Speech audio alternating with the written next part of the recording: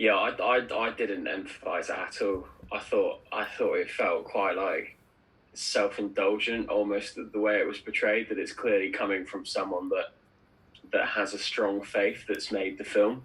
I kind of look at it on quite a cynical point of view. That one, yeah, it's quite like a self-indulgent movie for him to make to try and reaffirm his standpoint that he really believes in this, or it's just quite a good money-making spin to play in the US. If I'm honest, I think it grossed like 475 million, and it didn't feel like it was big budget.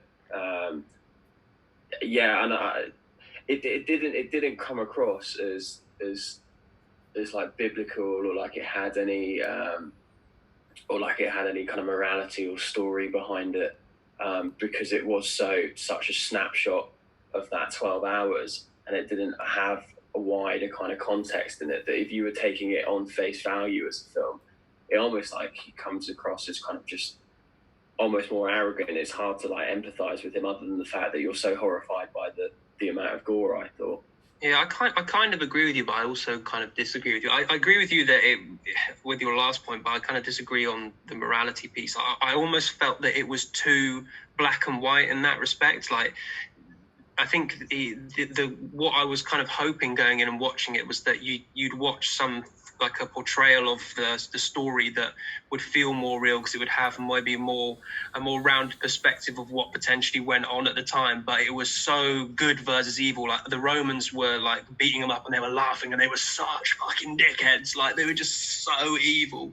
And then at the same time, Jesus, as you were saying there, almost comes across, he was so pious, so aloof of it all the whole time. It was just, it kind of, nothing ever felt real. It was just good versus evil. And that was it. And I actually don't think that did it any favors at all. But so I do think that the morality piece was kind of in there, but maybe overplayed, if anything. Yeah, I can see that actually. Yeah, like it was almost too simplistic. Yeah. Do you appreciate? What do you guys think of the accusations about it being having anti-Semitic undertones? If I looked into it, I could probably see it more. I didn't come out of it, like, and maybe it's just not enough time out after it thinking about that, but I think maybe I was more in the camp that Jem's in, just being surprised that actually it's not, it was portrayed that the Romans weren't the really bad guys. I always thought that it was the Romans that, and like King Harold that was the one that was like, you know, get Jesus. He was too busy having an orgy. Yeah, I think it was more just sort of surprise of that.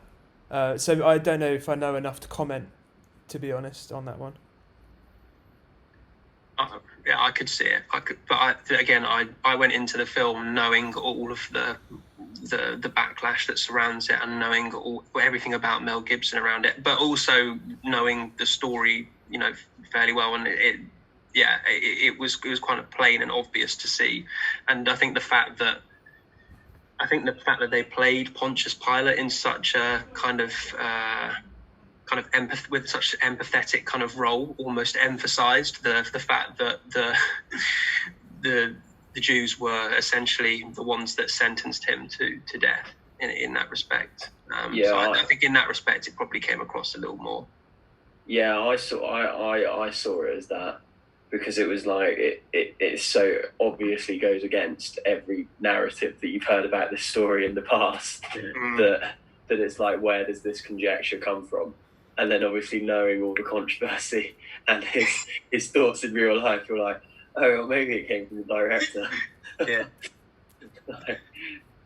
What did you think of Aramaic? Like, I generally as well, Guy, when you sent a message, so Joe had messaged and said beforehand to me that it was in subtitles, and I was like, shut up, it's not in subtitles. It's Mel Gibson. Like, this is gonna be good. I had to go and I was like, oh, well, I better go change the language on this one. And then I was like, oh, wait, it's as not. If it doesn't start with subtitles, who the bloody hell speaks Aramaic? It's on Amazon. I rated that though. Subtitles on. Yeah. Did you have to go and do it? I had to put subtitles on. They talking foreign for a bit, and then, you know, later on in the film the subtitles would come on, or they'd switch language and stuff. So I got about 5 minutes in, I was like, they're still talking. Yeah. I had to do that and go back, but I thought it was just going to be while he was praying. I thought he was just praying in like Hebrew or something like that. And What do you reckon it was like at the cinema? people are like, oi. Well, this is the thing. Well, I saw a thing online that Mel Gibson didn't want it to have subtitles.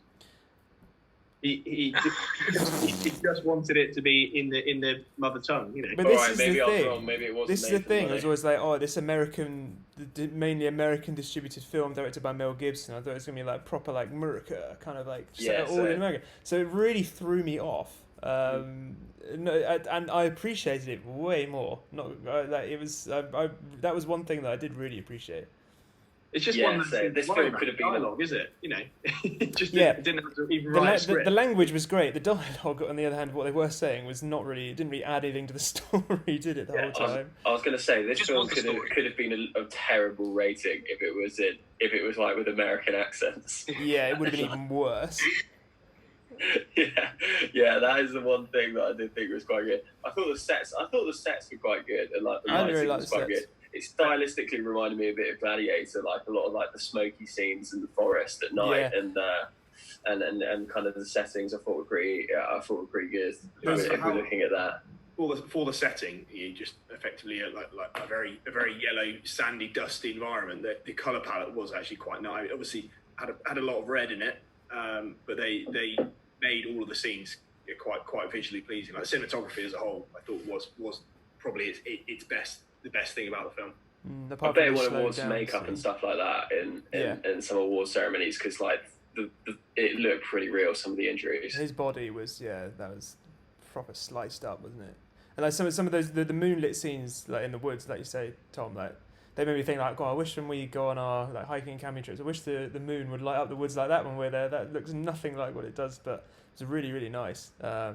And what did you think about the soundtrack? I really loved the score. I thought the Yeah, score I was was gonna great. say I thought the music was pretty epic. That was they're the things that actually got me to feel things. Like even when Mary first runs over to Jesus when he's just dropped his cross, like that scene there was doing nothing for me visually. I wasn't feeling anything, like, even though they had the flashbacks or anything like that. But when the music kicked in, I started to be like, whoa, this why am I feeling like this? Like the music was actually really good. Yeah, I really, really liked the score. I thought it was really good. Mel Gibson always has good scores though. Like The Patriots got a great backing score as well. Yeah. It's funny with Mel Gibson stuff though, is I always prefer anything that Mel Gibson's connected to. I always prefer when he's in it. Excuse me. I always prefer the things that he's in as opposed to when he's working behind the camera. I don't know why. Not necessarily just because of him. Maybe they're just better. He's a good actor, to be fair. Yeah, I mean, this must have been a passion project, right? To want to do it and direct it. Like, would you ever really put Mel Gibson down to do it otherwise? That's what I was saying. That's why I said it felt like A very like a bit self-indulgent of him, just like indulging his own his own thoughts on the particular matter. Yeah. What do you think of the twist at the end? Wild, eh? If you didn't know the story, that would be like. I mean, sets it up for a sequel really well. Can't wait. He really had a hole in his hand after all the other injuries had healed, and everything got my right hand. But that's the thing, isn't it? They scar. They don't. He doesn't have holes in them. They have scars, right? Afterwards. Oh, is that it? But he had holes in them at the end of this one.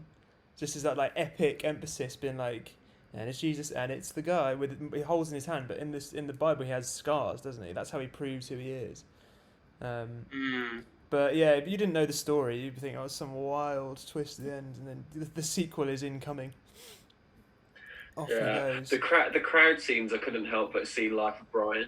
It's all I can think of. It was going to be my next question. That's a better film. That was going to be my next question. What do you prefer, Passion of the Christ or Life of Brian? I think I preferred Life of Brian. You know when. Oh my God, so much more. You can't enjoy the Passion of the Christ. No one sits through that film and enjoys it. It's not a film to be enjoyed. It's just like a intense experience, and to be honest, from my perspective, not enjoyable. There's the part that is so true. They bring him back from the king, and they sort of put him on trial just before they say he's going to be executed, and he's been tortured already, and they literally start shouting, "He's not the Messiah!" And I was almost looking at the TV like, "He's a very naughty boy." Yeah. When they were like, punish him and then set him free, I really wanted them to just make him right, like that Thomas Dewey thing on the side of the wall. The pub.